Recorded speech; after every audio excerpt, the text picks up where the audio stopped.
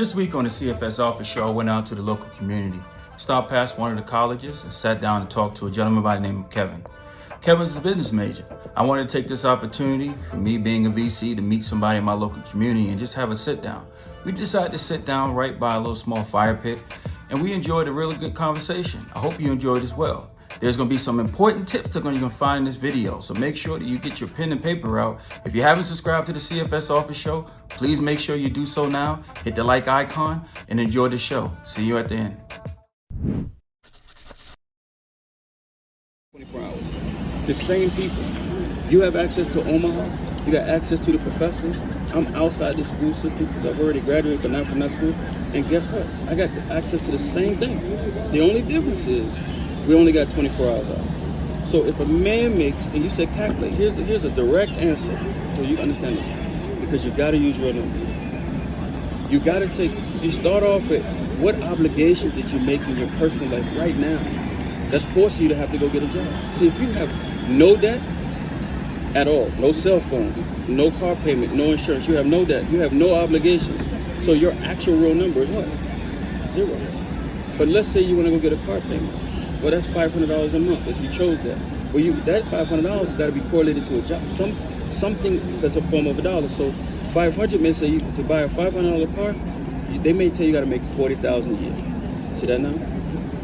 But my question is, how many days are you going to work out of that day? How many days a week are you going to work?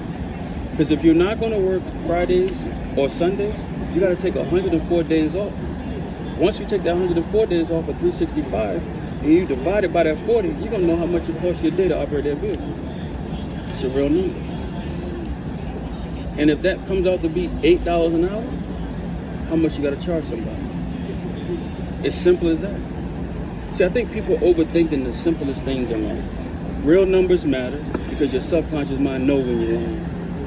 If you tell, you know what, if you charge somebody $1,000, but in your heart, you know that's too much money because the time it's going to take to facilitate that, be efficient, functional, and effective, you're like, it's going to drive you crazy. It's going to say, you know, you got to pay too much. Come on. You know you can't do it in that amount of time. Then you're going to spend all night trying to put together a package and hope you bluff your way through it. Does that make sense? You've done that before? All the time. Right. But use a real number and it allows you to expand. If you were going to hire an employee, you got to put that number in there. All numbers are important because it gives you direction. Okay? And it's correction because if you don't do that number, your life goes down.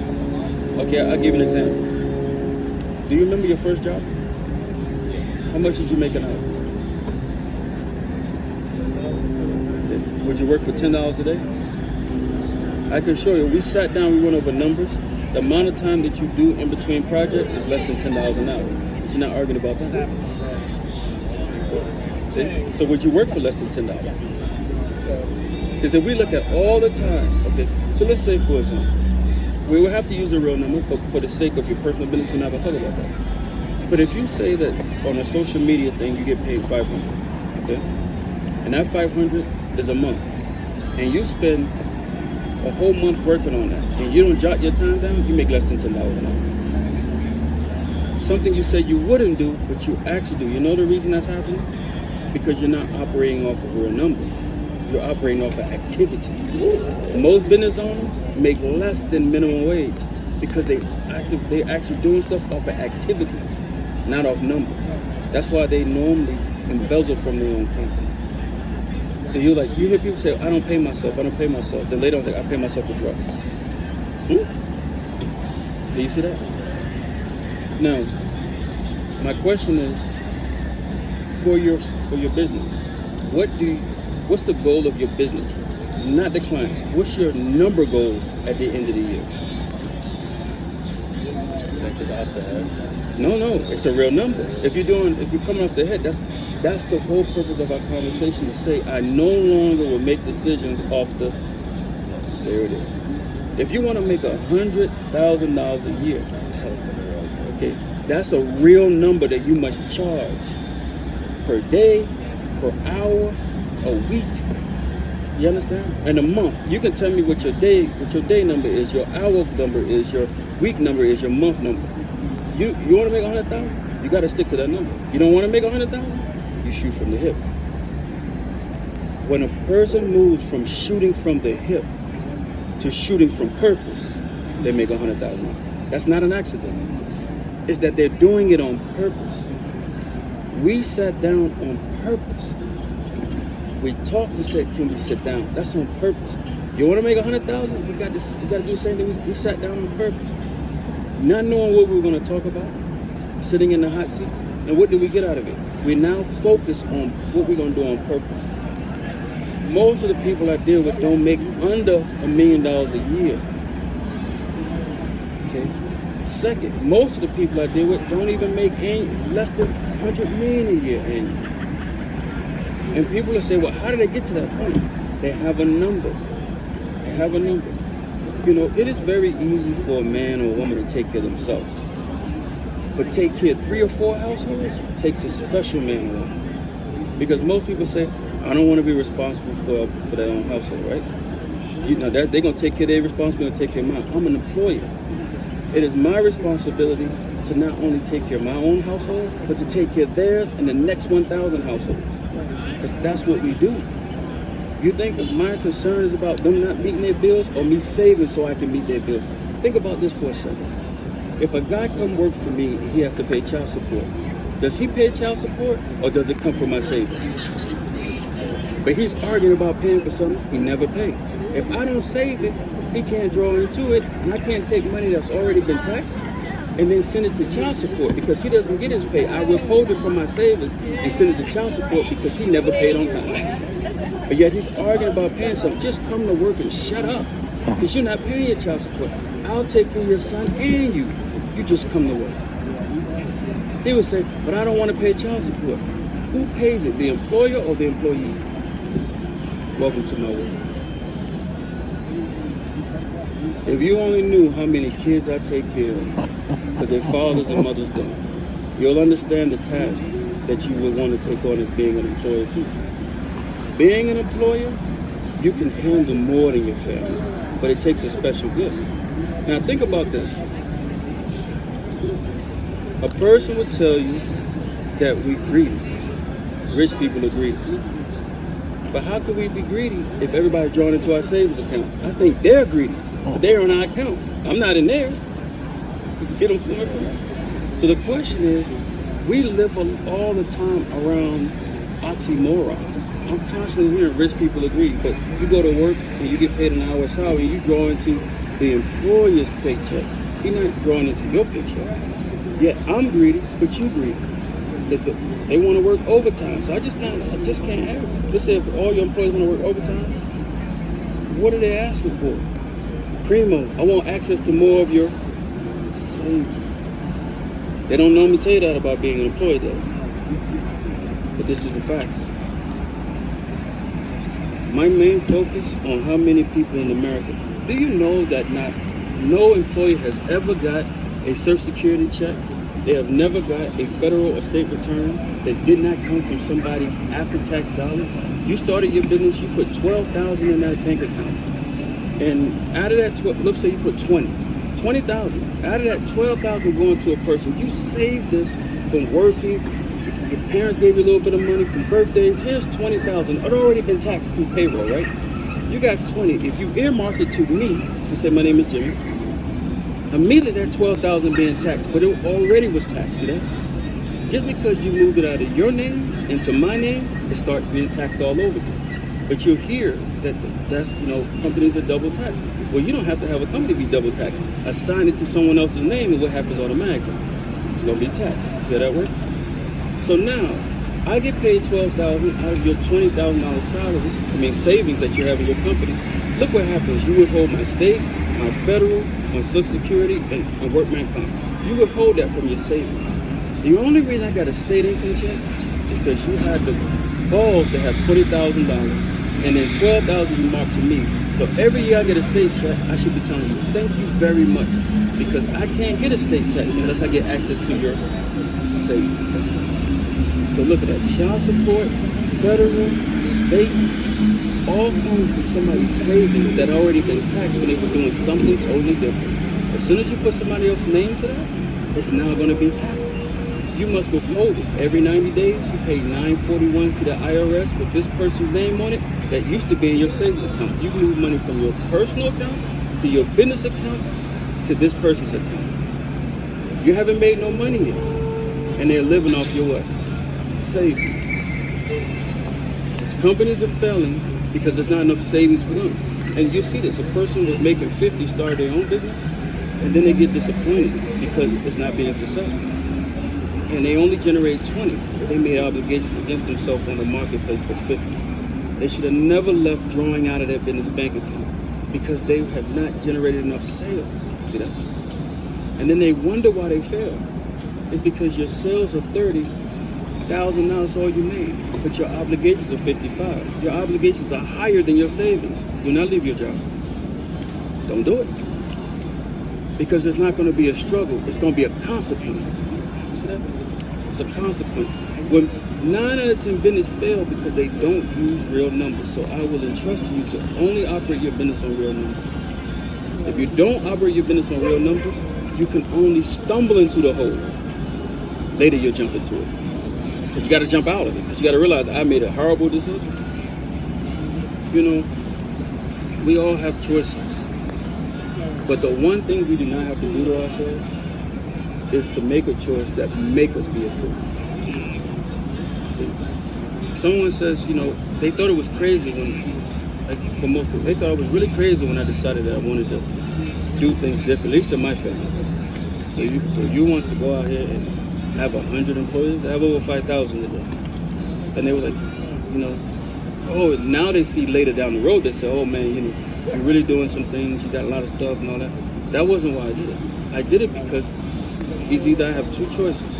Either I would spend my entire life drawing into another man's personal savings account that he moved to his business account, or I become the man who has savings that I move to my business and the world growing into mine. I chose the second because the first meant I'm like everyone else. If everybody else I graduated from high school with, that's all they can do, I don't want to do it. Because I'm only going to do the status quo. I want to do the one thing that nobody in my class, and you hear people ask them, see what I'm coming from? There should be no unemployment as long as there's people who got savings. You understand that now? Because if you take regular citizens and they got $40, they can pay somebody for 4 hours. And if your person, there'll be full employment in Omaha. But people don't see their savings that way. They don't see it because they think they earn. How could you earn something that can't be earned that you're going to draw into? That's a good question to ask a person that's teach business. Like, oh, the current Tax Payment Act of 1943. You can only earn. You cannot, you can only draw, you cannot earn. So what is the term? That's an egocentric word that they gave to employees so they think that they're earning something that they can't earn. You say, well, I stood here for an hour. Whether you stood here or somebody else stood here. Was it going to change? Still the same rate, right? So what is this when somebody gets paid by hour? It is an activity that either moves a company along or maintains the company status quo. If the company doesn't have sales, really high sales, then that's an issue. And that's standing for an hour. They don't have enough drivers. They got too much support. So there's a support system, there's a driver.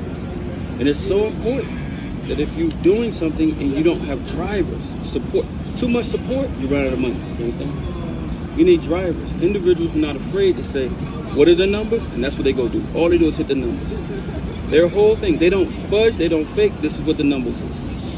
It is what it is.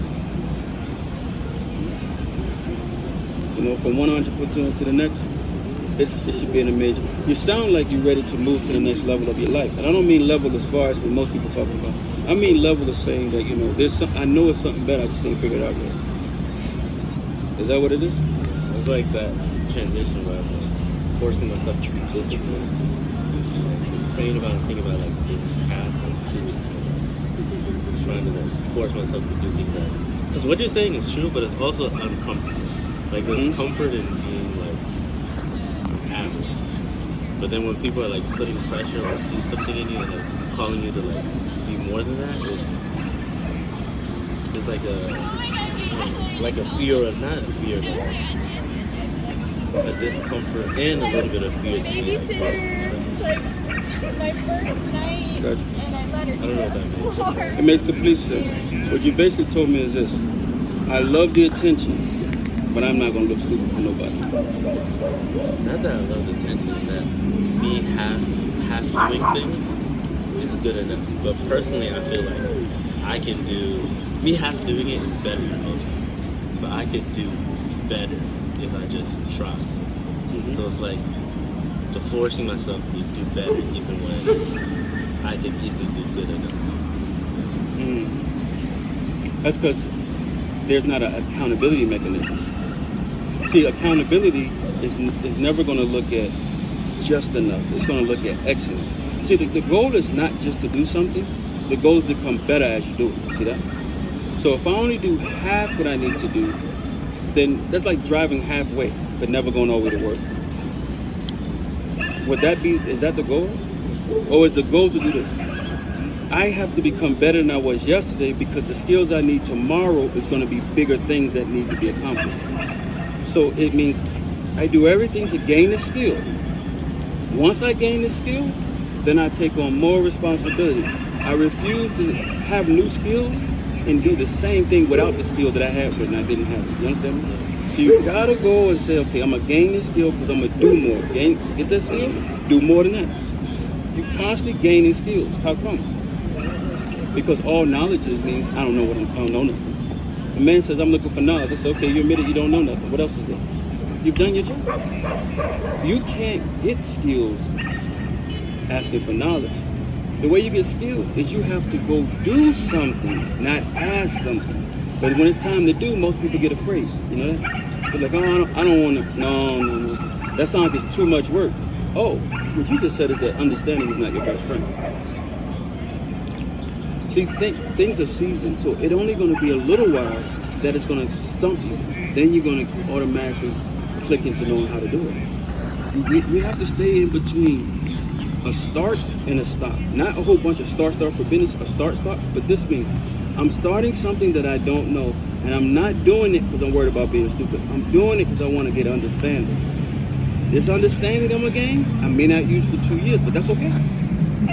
Now that I got this understanding, I must do the next thing to get understanding. How come?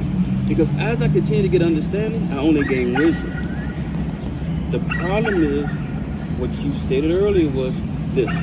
It's very difficult to get a client to get that client to move from seeing what you're doing and the acquisition to pay.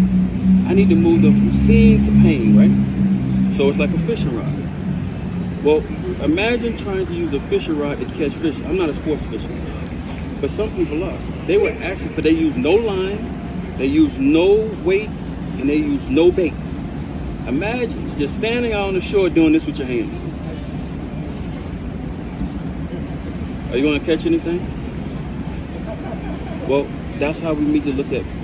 It's not about being perfect. I think that if you go to the thing and trying to do perfection, you're going to have more delays than you'll actually have. Because you need to start something, get it halfway, and get an answer. Then continue going, get an answer. How come? Because if you finish the project without no answer, then there was no opinions involved. And if you're making it for somebody else, that's the one who needs their opinions. Right? So if you're going to do something and you're looking at acquisition of a client, that means the client has to be involved. You never finish it because you no longer need it. So it's always in the process of improvement. It's never a finished work. That's the one thing I tell people, don't be a painter in business because the painter is done when you finish painting. Business is not like that. See, because if you start something and you finish it, they're going to call somebody else because you said you're done. Am I right or wrong about that? But if I tell you this is constantly improvement, which it is, how come? Because life throws curveballs at you. This place, I don't know, anything about it other than the fact that it was NRL and a student that works at our company comes to this school. That's the only reason I know about it. But from knowing that, I met you. And it wasn't an accident that we met. How come? Because you was here on purpose and I was here on purpose. When you got two people on purpose, you know what comes out of that? Purpose. Nothing else can come out of that. So if we leave here and you on purpose and you say to yourself, I gotta have a real number. I don't do anything in my life. Nothing in my life that takes any form of compensation without using a real number. My real number is so important. And the only reason you'll have more money is because you took on more responsibility. But if you have more money and you're spending more money, you're going to always be drawn in to somebody else who has purpose, who has more opportunity. I always say, people, you know, all you have to save is $100,000 and you don't ever have to work again in America. But the average person will know that. If you have $1 million in savings, what are you working for? Because $1 million generates $1 million. And when I say that to people, it makes no sense. Like, well, what are you saying? I'm letting you know that is a real statement when you put purpose to it. Because all savings to do is generate income. And we talked about it earlier. What happens if you have $20,000 in your account and you give me access to 12? I get an income. See how it works? So doesn't savings generate an income? Well, guess what? If you take your own savings, you know to generate your income too? I ask people this question. If I took your product away, how do you make money? If I took your ability to use social media, if I took your ability to do any data with anything on the internet, how do you make money? If I couldn't create anything. You mean resale. See, that's called reselling. Even intellectual knowledge about a certain area, you can resell it. But what if I take your ability to resell? Now you understand? When you get to the point where you can answer that question, if you take my product away, Primo, I can still make money, you will never work for nobody else the rest of your life. That I assure you.